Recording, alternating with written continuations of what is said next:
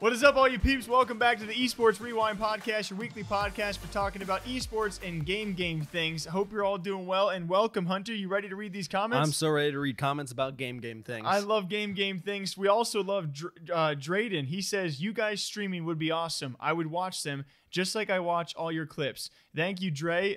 We are hoping that is coming sometime soon because we want you to keep on watching us. I'm going to read one that's going to expose us a little bit because he said, post the truth about your friends, streamers, dude.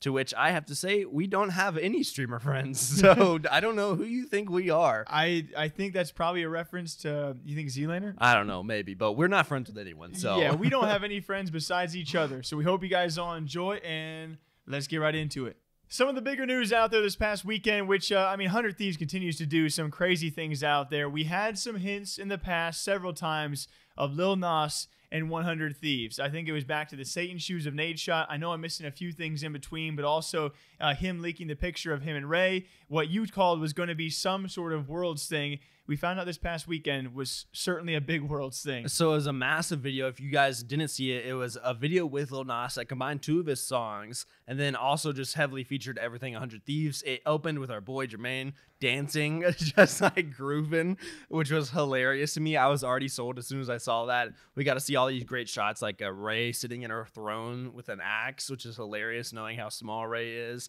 And then Nadeshot with their trophy, with the hoodie on, and Courage sitting there watching. It was just awesome. It was an awesome video. Yeah, certainly a lot of work went into it, not just the connections to make it happen, but then the little itty bitty details. The hoodie org thing for me was the biggest pitching point, and that's even beyond just the fact that Lil Nas, of course, it can be controversial, I guess, in some headlines, but I think the poll itself, it speaks for itself that you have JHB in the same video as Lil Nas X. Like, what is 2021? And I include this in my video, but something crazy. I know a lot of people, like you said, have their opinions on Lil Nas, but just looking at his Spotify numbers by themselves, he has 63 million monthly listeners, and Industry Baby, which was one of the songs in the video, has 506 million plays on Spotify. So to get the artist that sings that song to make a music video with you wearing, the 100 Thieves jersey, they made it in the 100 Thieves compound.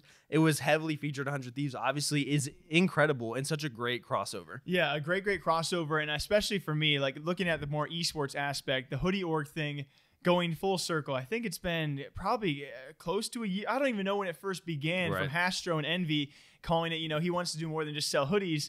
And then we kind of, I guess it kind of just became a thing of like hoodie org, selling hoodies. It became such a meme. Everyone says it in responses for months and months and months, to then come down to a Worlds music video where you make it yourself. And I know you talked about this morning that if you make this hoodie, you are going to ironically sell out of this hoodie. Ridiculous. I would buy one. I'd buy 4 probably. I would have to buy it, which sucks because I want to beg for it. Exactly. But oh man, it's crazy the detail that went into all of this. I'll just say it's just nice to see. And a lot of people maybe had their opinions about, Nadeshot starting an org, or even Courage and Ray getting involved as co-owners. But something we talked about, I think, with Ibai getting into the league scene and how he wants to direct viewership of his into the league scene, I think is what we're seeing with people like Ray and Courage, where now they're in this massive feature video, and even JHB, and they're all directing new audiences into League of Legends, into the esports scene, and everyone in the scene can recognize that this is a good thing, and they got so much praise for it, and it was well deserved. Yeah, like as a CSGO fan, I was like, I would love if a team had that much pull and did it for CSGO. Yeah. So definitely a bit jealous, but 100 Thieves continue to make some gigantic moves, this time their own music video with Lil Nas X. Everyone and their mom talking about this one, and we are a little late because of the timing of the Gosh Dang podcast. But yes, what's up, guys? Twitch messed up, that's for sure. A day after sticking with Nick, or I should say Nick sticking with them, a gigantic re-signing. Probably, it's the biggest value deal ever in streaming, and a big deal that we have seen throughout this year. Probably one of the bigger ones. Yeah. And a day after that, it's actually Twitch. Well, they do Twitch things as a massive streamer leak of tens of thousands of streamers. A lot. A lot of people were leaked with their payouts from Twitch, leading to a lot of questions out there. Which we still don't know. as in us, as in the general public, don't know the full breadth of everything that was leaked. But it was more than just these payouts. But the payouts, of course, is what people initially just latched onto so hard, because you got to see all of these different numbers of the streamers and how much they were really making, which surprised a lot of folks, I'll say, which I don't know why it really surprised them, because we know at this point that streamers make a lot of money, right? I think when you put the numbers in front of people, especially, I don't want to say boomers, right?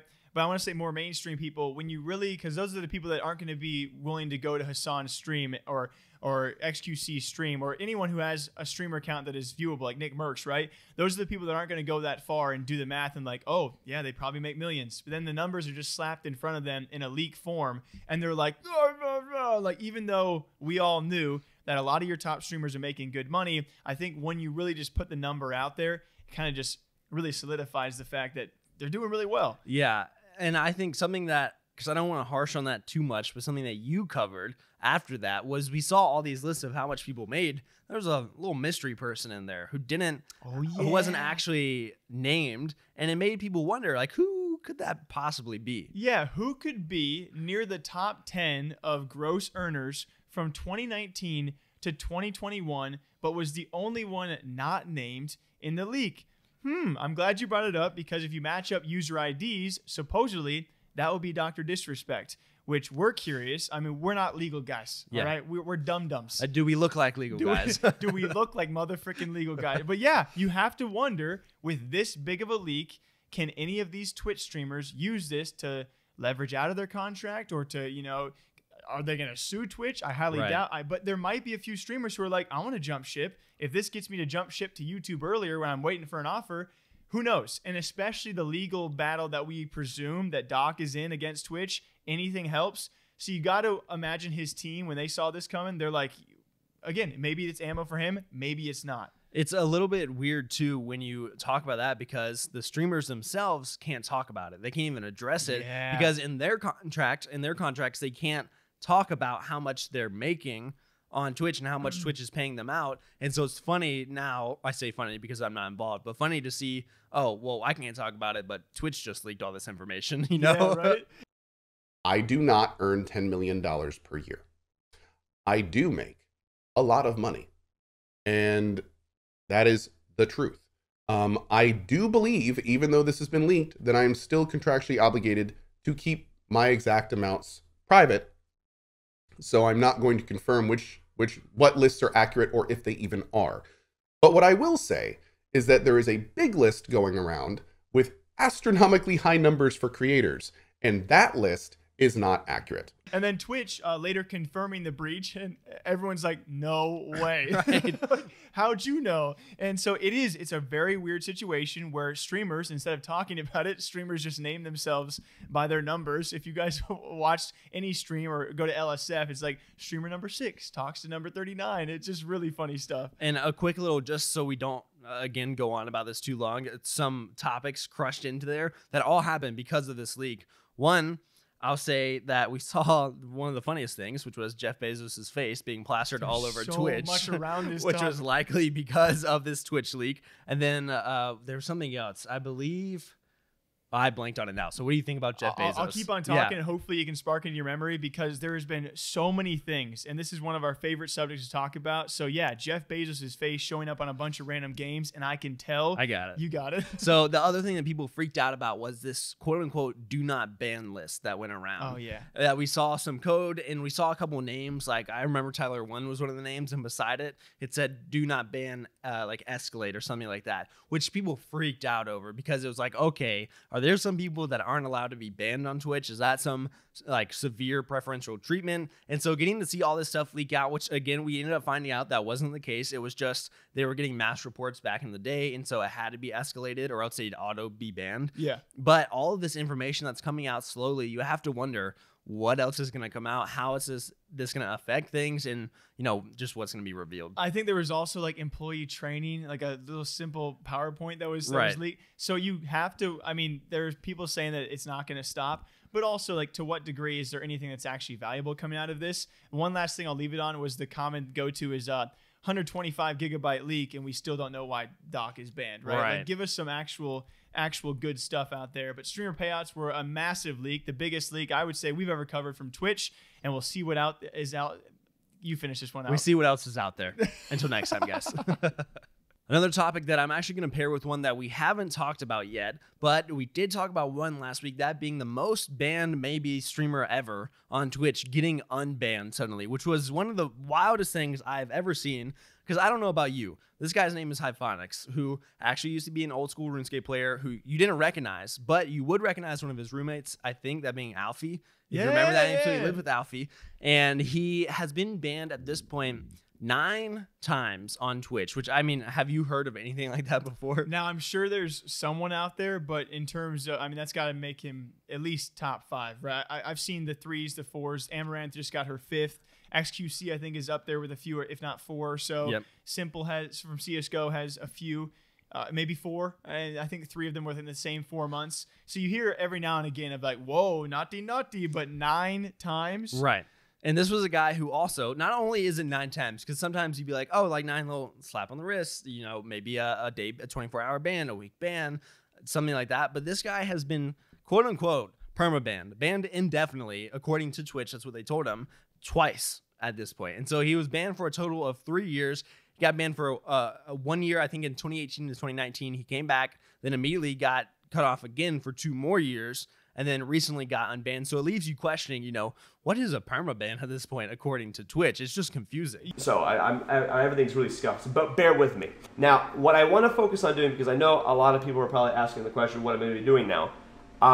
And to be completely honest with you, first off, I never expected to get unbanned ever again. To be honest, I think this is my 3rd permanent ban. I've been banned like 12 times. Second permanent ban. The first permanent ban, I got banned for a year, came back after a year. And then this one was another permanent ban, and I was gone for 2 years and a little bit extra on top of that. Yeah, it really is. We've covered a few of these in the past. I think at least in the past year, a couple of permanent bans, which might have just been indefinite bans that streamers mislabeled when they tweeted about them. So keep that in mind, that were actually reverted. I think Shanks from NRG was one of them who was permanently or indefinitely banned on Twitch, which was reverted randomly after 6 months. So we've certainly seen Twitch have some leniency, but never towards someone of this nature with 9 bans. And I'll say a lot of it was also back in the day where these bans probably wouldn't have been banned, or at least would have been disputed quite a lot at this point, where, you know, he got covered in sauce, so he changed his shirt real quick, and then he got permabanned for that. Or he took like 1 shot from a sub count thing, and it's stuff that now we've seen other streamers get away with, whether it's Alinity getting away with, you know, flashing the camera. Bud has shown, you know, and Twitch has been behind my back the whole time. Like, hey, it's okay, you know, just delete the clips, you know, we're cool. I've been good with Twitch. I've never even... Why? How come when I show nudity, they don't tell me that? They just ban me. What the f***? And him making a big deal about that probably would have worked today, where he could have argued, hey, that's different treatment. But moving on from that a little bit is actually what you brought up that I wanted to talk about, was Amaranth also getting her 5th ban now, which is kind of crazy. Of course, we talked about them all the way back with Indie Fox and Amaranth when hot tub streams were blowing up, and the unfortunate animal mask streams that were blowing up. But she has now been banned on multiple different platforms. And to me, that begs the question, okay, is Twitch going to start cracking down more on this sort of content? Is there a reason for that?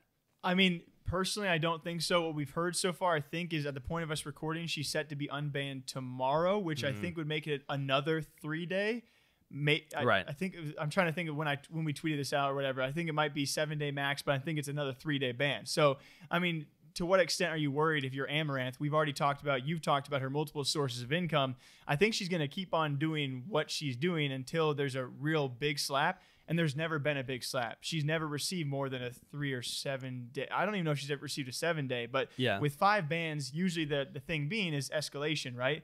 But apparently she disputes a lot of these or appeals a lot of them. So I don't know a lot about how the background works. I don't think Twitch is going to crack down, at least in my opinion. I think the reason I bring her up is because comparing the two at this point, where someone who has had 9 bans, which is unheard of, but now we have someone else who has had so many in such a short period of time, and Amaranth is now up to 5 bans. How many do some people get?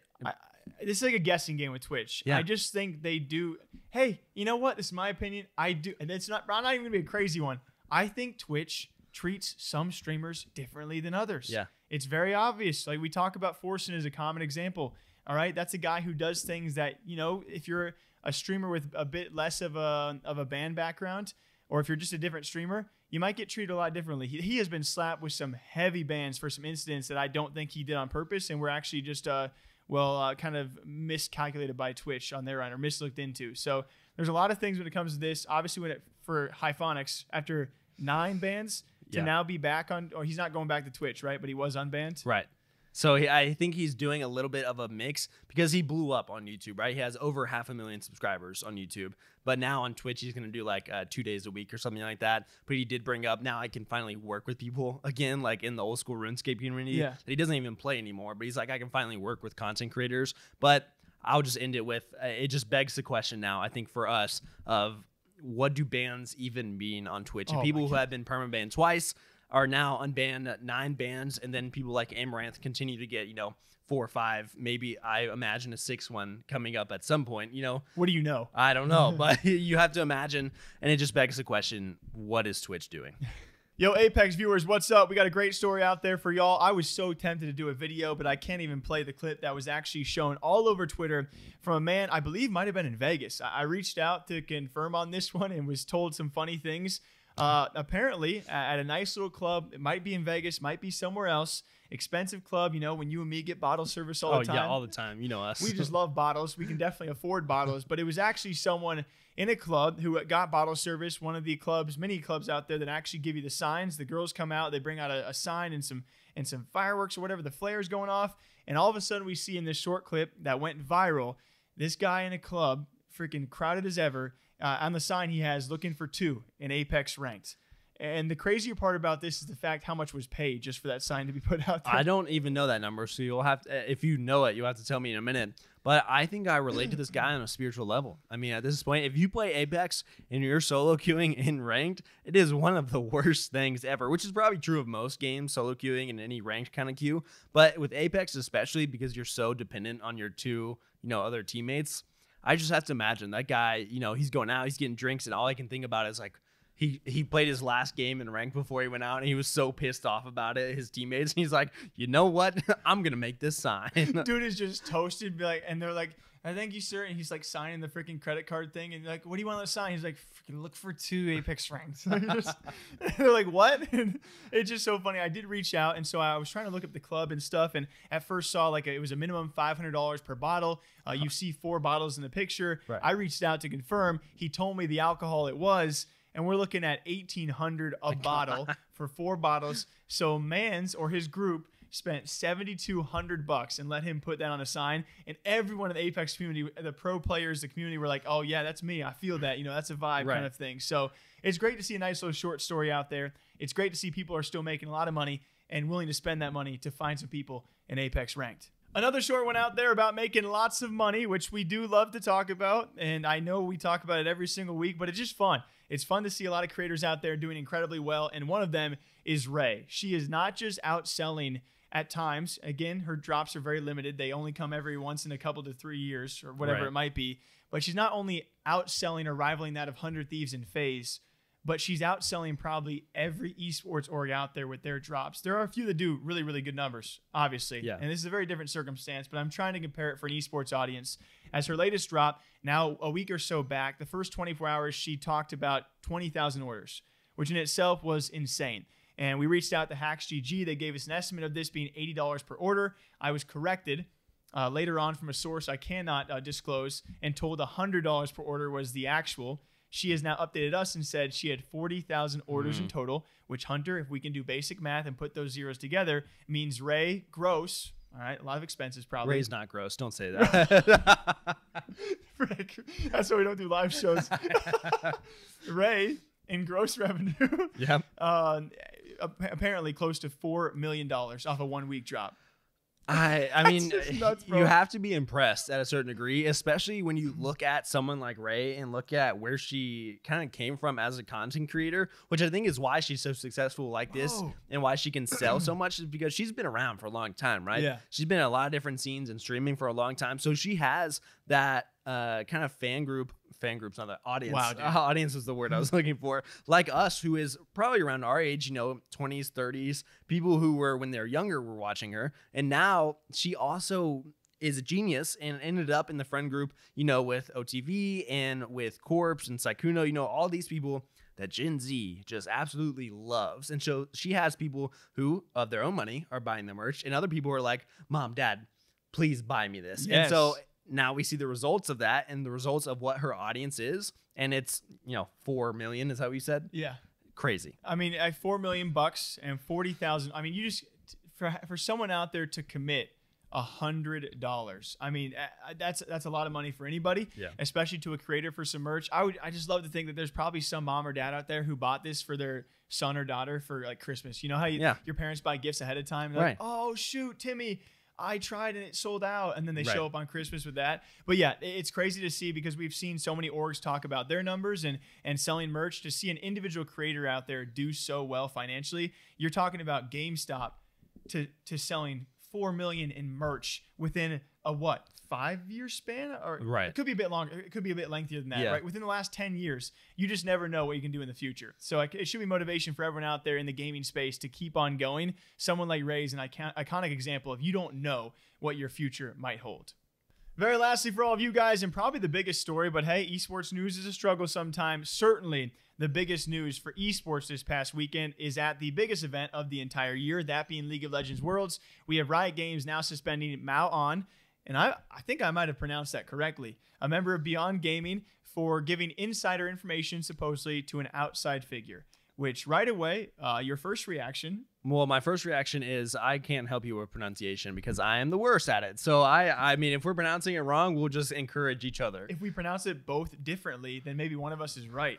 I don't want to do that. Okay, bad idea. But first reaction, and I think a lot of people have this initial reaction before you think about it, is why, man? Why did you do this? Like at this point in your career, why did you do something that's just going to screw you over so bad? I mean, and where did you see this going? Now, I want to address right away. There's a rumor out there that this involves some Instagram model, or have you seen the rumors? No, I haven't. It's definitely, there are articles out there. She has since denied this at all. It was actually a response to League of Legends Esports that kind of took off, and then that was denied by her. So I don't think that's the case. If he did this for some pictures or for a girl, you said Instagram model. Can you send it to me later? I'll link it to you. Okay, good. But just making sure. Either way, Mao, whoever it was for, whatever it was for, there's no freaking reason to do this kind of stuff. And yeah, it really leads you to a question of just like, why did you think it through at all? Who you're left feeling the worst for is the teammates. Yeah, because like they didn't deserve this, and now you're suspended for the remainder of the event. God knows what's going to happen when you get back home,